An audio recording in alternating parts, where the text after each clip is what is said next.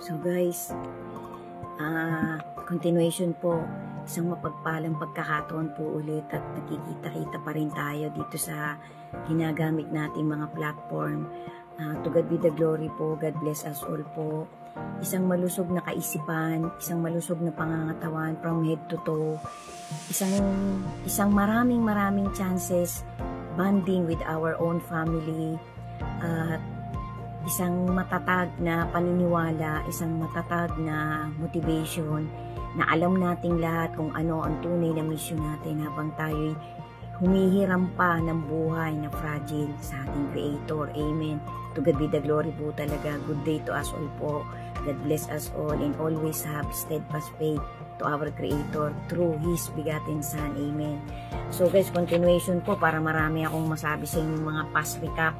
Mga recap ng mga past content ko na more than 2 years ago. Ito po ay sunod-sunod kong pinagduduktong-duktong and then ihahalo ko po dito. Ito po ay WWTH Season 28, What is Written Truly Happened. Bali part 15. Sana po guys hindi ako malito kasi malituhin po ako kasi nga po marami akong mga notes na nire-review ko.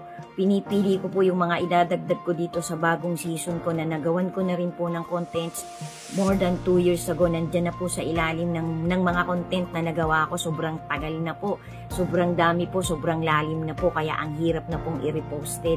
Kaya inuulit ko na lang po, gumagawa po ako ng panibagong content, bagong video para po maitawid ko sa lahat ng nakakakita ng content ko. Kasi guys, ito po ay regalo ko sa ating Creator bilang pagpapakita ng gratitude ko sa Kanya sa patuloy-tuloy na binibigyan pa niya ako ng buhay, ginagabayan niya ako kahit papano sa paggawa ko ng ganitong mga content. Kaya kayo din po guys, I am so grateful to each and every one of you who are continuously watching this kind of content na ginagawa ko. Kasi ito po talaga ay hanggang 10 minutes. Kaya saludo po ako sa inyong lahat na nagtatapos talaga ng 10 minutes kong content. Maraming salamat po. Harinawa po lahat tayo ay pipiliin ng ating Lord Jesus sa papalapit na rapture na gagawin niya. Napipili na siya ng mga true believers, mga true followers, mga taong chosen na talagang napakaswerte po natin kapag tayo napili doon. Kasi iingatan na po tayo ng Panginoon. Kahit po makipaglaban tayo sa climax ng Great Tribulation, tayo po'y meron ng bala, meron na po tayong shield kapag tayo'y napili ng ating Lord Jesus. Malapit na po yan guys. Hindi po natin pwedeng i-predict kung yan next week, kung yan after 2 years, after 5 years, after 6 months, after 2 months, after 1 month, after a few days. Hindi po natin lahat alam, bigla na lang pong mangyayari yan. Kaya be alert, be focused. Patatagin po natin ang patatagin ang mga motivation ginagawa pa natin, ang mga motivation na itatawid pa natin sa ating kapwa-tao. Kasi there comes a time guys na hindi na rin po magiging aktibo ang mga ginagamit nating internet. Kung natatandaan nyo po last July, a few weeks ago or less than a month ago ay nagkaroon po ng outage na bigla pong huminto ang lahat ng mga bangko, lahat ng mga flights, lahat ng mga airlines. Marami pong naapektuhan sa outage na nangyari. Yan po ay isang senyalis. Yan po ay inuumpisahan na po ng mga kinauukulan. Kasi kahit po tayo'y mayamang-mayaman, wala pong makakapag-predict kung ano talagang inuutos ng ginagamit ni Satan na nandito sa lupa. Kasi malapit na pong lumabas yung Antichrist guys.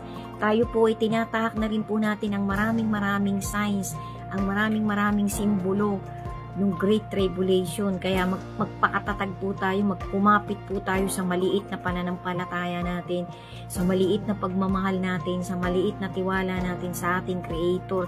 Kasi habang papalapit ang Great Tribulation, mangyayari po yung rapture, mangyayari po yung harpacho.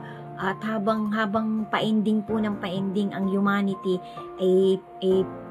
paunti po ng paunti ang mga taong nagtitiwala sa ating Creator. Kasi lahat po kumbaga sabi nga po ng matatandang tao na inip na nainip na sa pagbabalik ng ating Lord Jesus. Pero kung i-analyze po ng maliit nating kaisipan, kasi limitado po ang ibinigay na katalinuhan ng ating Creator sa bawat human being. Kung i-analyze po natin ang 1,000 taon ay parang isang araw lang sa ating Panginoon. Iba po ang oras nila sa oras ng tao. Kaya ako po, para po sa isang maliit kong analyzation, bahala po kayo kung matatanggap nyo din tong analyzation ko. Para po sa aking maliit na kaisipan at maliit na motivation, parang wala pa pong 1 week na nawawala ang ating Lord Jesus kung oras po nila ang ating pagbabatayan. Pero kung oras po ng tao, billion years na po itong universe na to. Ito po'y marami ng toxic, kaya ang Panginoon po natin, ating pong Creator, sinalita niya po, siya'y gumagawa ng bagong langit at bagong lupa, na inihahanda po ng kanyang bugtong na anak, na ang salita po ng ating bugtong na anak sa kanyang mga apostol at followers nung bago siya umalis, na naging body and flesh po ang ating Lord Jesus, ay aalis ako upang ipaghanda ko kayo ng inyong matitirahan. Kasi nga po ang plataforma po nila pipili po sila ng mga taong talagang karapat dapat na ipagsasama ng ating Lord Jesus sa ginagawa niyang bagong langit at bagong lupa. Kasi sabi po ng mga dokumentaryong napanood ko, ang ating po talagang Lord Jesus ay isang creator. Lahat po ng mga bagay ay ginawa dahil sa Kanya, para sa Kanya. At kung hindi dahil sa Kanya ay hindi nangyari ang lahat-lahat. Yan po ay nasa New Testament. So guys, marami po talagang puzzle, marami po talagang napakalalim po kapag ka po inanalyze natin ng sa sarili lang natin pagpapaliwanag ang mga salita ng ating Lord Jesus. Kaya kailangan po talaga natin ng Holy Spirit upang gabayan tayo at ng mga matutuwid na pastor at mga ngaral na buhay pa sa panahon natin ngayon. Kaya pray a lot guys, pray a lot kasi para po tayo hindi iwanan ng Holy Spirit na ipinapahiram sa atin ng ating Lord Jesus. Kasi ang mundo po natin ngayon ay kakaiba na, critical na po, nagkalat na po lahat ang mga minions ng pagpapalaganap ng kasamaan ni Satan.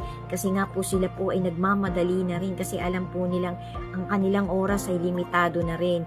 So guys, be steadfast po talaga, magkumapit po tayo, gawin na po natin ang gawin. Wag po nating hintayin tayo magkasakit ng malubha, wag po nating hintayin yung critical na mga pangyayari bago pa tayo magmadali na magkumahog na magpakabuti at magpakatuwid. Ngayon pa lang po ay magpakabuti na tayo. Ngayon pa lang po ay ipakita na natin sa ating Panginoon na kaya nating magbago sa tulong at awa nilang mag-ama, na kaya nating ituwid ang ating mga buhay. Kasi kapag hindi po tayo nagbago guys, kapag hindi po natin binago ang trajectory ng ating mga motivation, ay mapapasama po tayo dun sa tormented place na nakalaan talaga sa lahat ng minions ni Satan. At ang pinakamaghihirap po talaga doon ng lubos-lubos ay si Satan, kasi sa kanya po talaga nakalaan yung tormented place. Tayo pong lahat ng mga taong nabubuhay pa ngayon ay binibigyan pa ng ating Creator ng pagkakataon na sumama sa kanya, maniwala sa kanya, bumilib sa kanya, tumawag sa kanya, kasi mahal po ng Panginoon ang lahat ng human beings na nilikha niya. Amen. Kahit lubog na lubog ka sa kasalanan, ipinagmamalasakit tayong lahat ng ating Creator. Amen.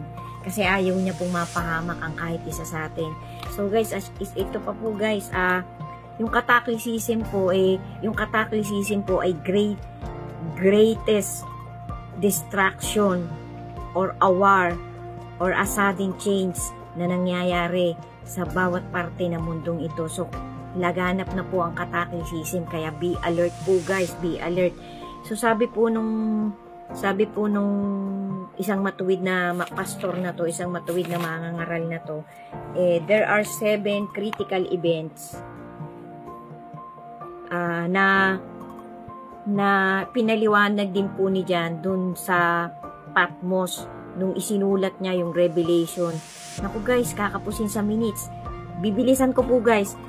John seeing all events that not yet happened and happening, na pinakita sa kanya ng ating Lord Jesus yung visions na to doon nga po sa Patmos bago po namatay si John, yung kahuli-huli ang apostol ng ating Lord Jesus. Sundan nyo pa po guys, ito po yung 7 clear events na inaabangan ng humanity na nangyayari at mangyayari.